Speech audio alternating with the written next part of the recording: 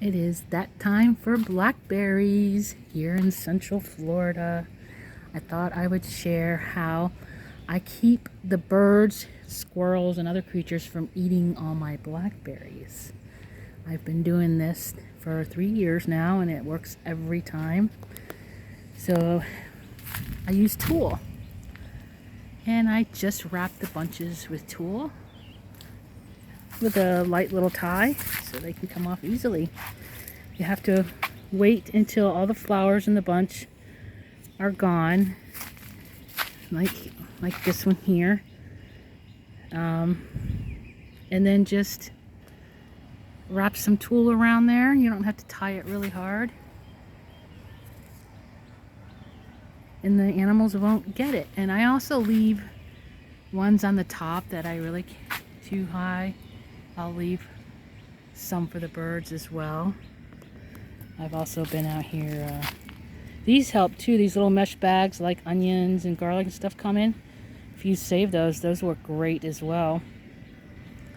And then I just use little pieces of tulle left over from the garden.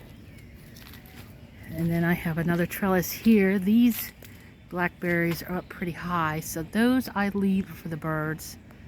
They can have those. There's actually a ton of them up there. It's just hard to see them. These I will cover. So once they start turning red, then that's when the birds are prone to start pecking at them. And then when they're bright black is when I start pecking at them. And they are so tasty.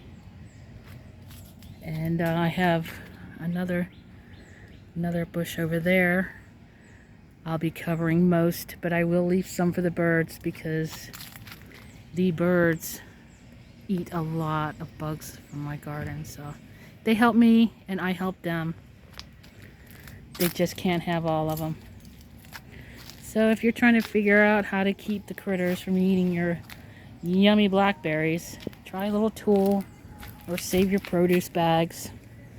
And that's it. And then when you see them nice and black, pick them and eat them. I've already eaten the black ones for this today. There you go.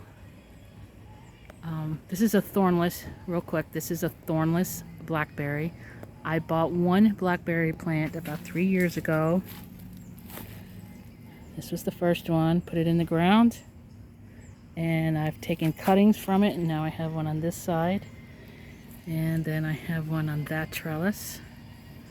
And then I have one over there. Now, a lot of people will tell you every year how to prune it. Prune this one, prune that one. Maybe if I did it their way, maybe mine would be thicker. But I just, when the branch dies, I cut it off. That's all there is to it. I don't while they're producing. And see up there, it looks like... Ooh!